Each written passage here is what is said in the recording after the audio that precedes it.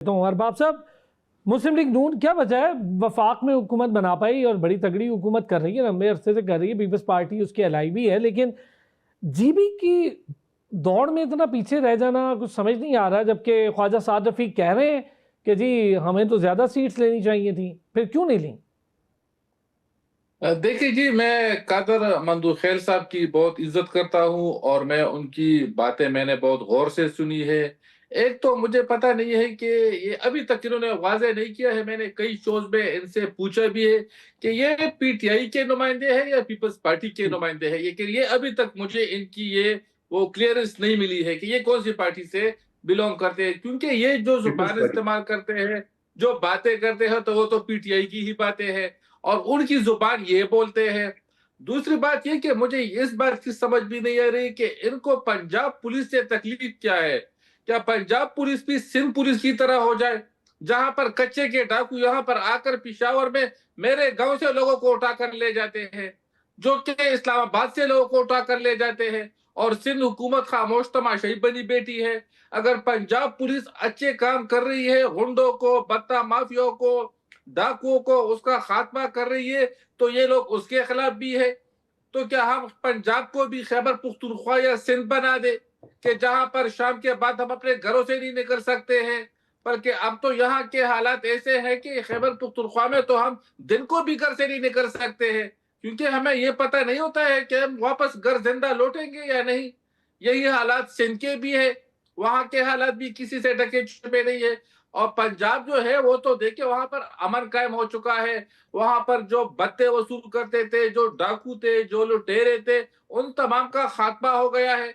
तो इस पर तो पूरी कौम को खुश होना चाहिए और दूसरे सूबों को उनसे सबक लेना चाहिए।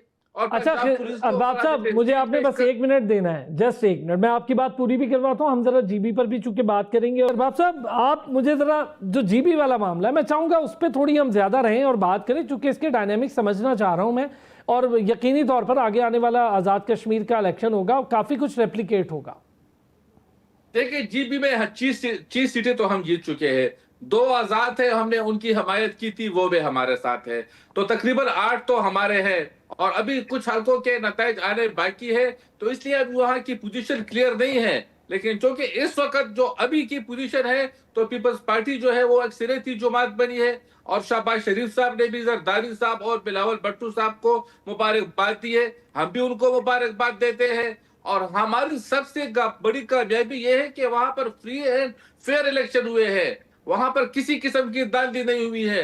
अगर वहां पर दांधी होती तो मेरे ख्याल में ना पीपल्स पार्टी के उस पर कोई सीट जाती, ना कोई आजाद जीत जाता, तमाम सीटें हम ही जीत जाते। लेकिन वहां पर फ्री एंड फेयर इलेक्शन कराने का मकसद ही यही था, ताकि किसी को हम पर उंगली उठाने का मौका नहीं मिले। और इस पर तो मेरे ख्याल में जितनी भी पॉलिटिकल जो बातें हैं, पीपल्स पार्टी समेत तमाम को हुकूमत को खराज तहसीन पेश करना चाहिए, बिलखसूस पाकिस्तान मुस्लिम लीग नून को।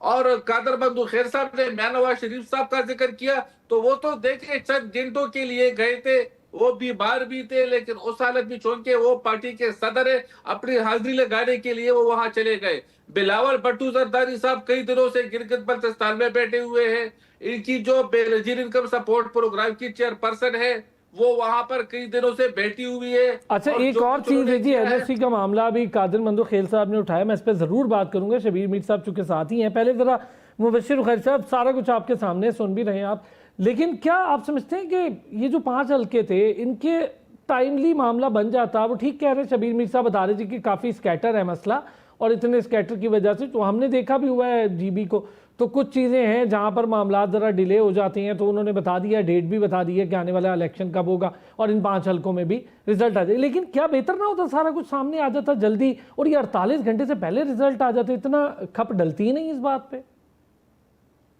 और शुक्रिया अरसलान भाई, दोस्तों की बात मैंने सुनी। मैं चूंकि गिलगित बल्तिस्तान मेरे भी मल्टीपल ट्रिप्स रहे हैं, और फिर कोई सीनियर जर्नलिस्ट होने के नाते, ट्रेनर होने के नाते जीबी के बहुत सारे साहबी दोस्तों को मुख्तलिफ औकात में ट्रेन किया 2013 से ऑनवर्ड। कल परसों मेरा उनसे रब्ता रहा, और उसमें जो सबसे पहली चीज ये है कि इलेक्शन जो है ये बेहतर इलेक्शन हुए जो मैंने वहां से रिपोर्ट्स दी। ठीक। लेकिन एक बात पाकिस्तान की इलेक्टोरल हिस्ट्री में हमेशा रही है और उससे सबक हमने कोई नहीं सीखा, यानी हमसे मुराद इलेक्शन कमीशन ऑफ पाकिस्तान। जहां भी थोड़ा सा डिले होता है तो वहां पे कंट्रोवर्सीज यकीनन स्टार्ट हो जाती हैं और उन्हें होना भी चाहिए।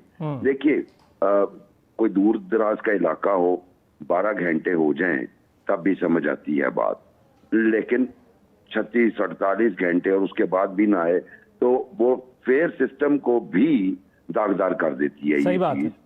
ये बात ठीक है जो मीर साहब ने फरमाया, अगर आप गिलगित से नीचे उतरे दियामर की तरफ जाएं तो सड़क बड़ी खराब है, कम्युनिकेशन और कनेक्टिविटी, और कहीं एक लैंडस्लाइडिंग हो जाए तो अगले कई घंटों बल्कि समटाइम्स कई दिनों वो रोड ही बंद रहता है।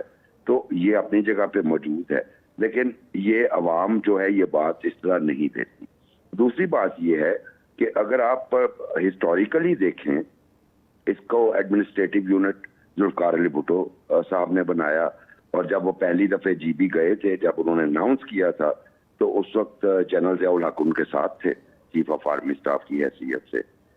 उसके बाद पीपल्स पार्टी ने उसे सेमाई प्रोविंस का स्टेटस दे दिया, और उसके बाद आपको याद होगा PMLN की गवर्नमेंट आई और इन्होंने भी वो जो वहां पे कनेक्टिविटी के लिए काफी काम किया। ट्रेडिशनली अगर मैं कहूँ वहां पे तो पीपल्स पार्टी का एक वोट बैंक ट्रेडिशनली मौजूद है। उसके साथ साथ जो GB का इलाका है, शबीर मीर साहब मेरी तायीद करेंगे, ये बुनियादी तौर पे कुछ सेक्टेरियन बुनियादों पे बटा हुआ है, और उसमें हमारे शिया बरादरी, इस्माइली बरादरी और सुन्नी बरादरी के कॉन्स्टिट्यूएंसीज हैं, और उनकी बुनियाद पे। लेकिन जो PTI जो सबसे ज्यादा एतराज कर रही है, इनकी मैं समझता हूँ कि जब गवर्नमेंट बनी थी तो वो जिस तरह बनी थी, अरसलान साहब आपके सामने भी है सर, मैंने वो इलेक्शन कवर किया था। जी वो उससे आपको अंदाजा हो गया होगा। वो रिपीट था 2018 के इलेक्शन में जो हुआ, वो GB में भी हुआ, और वो वहां पे वो परफॉर्म भी नहीं कर पाए, जो साफ बात है। यहाँ पे एक वो मिस्टेक कर गए पॉलिटिकल, चूंकि PTI ने थोड़ी सी पॉलिटिकल स्टेंस की मैं समझता हूँ डेफिशिएंसी है, चूंकि ऑर्गेनाइजेशन एक सियासी पार्टी वाली नहीं है, या उनके वो जो लीडर्स थे जो पॉलिटिकल विजन रखते थे वह पार्टी में नहीं है। अगर बहुत अच्छा होता उनके लिए अगर वो वहदतुल मुस्लिमीन के प्लेटफॉर्म से उनके सिंबल से इलेक्शन लड़ लेते, जिसपे उनके अपने लीडर्स ने एतराज किया, और मैं आपको यकीनी तौर पे बता सकता हूं कि अगर वो उनके सिंबल पे इलेक्शन लड़ते तो सूरत हाल उनके लिए मुख्तलिफ, ना सिर्फ मुख्तलिफ बल्कि बहुत बेहतर हो सकती। ये एक बड़ा दिलचस्प आपने एक बड़ा दिलचस्प जो सियासी पहलू है ना, ये छेड़ दिया है।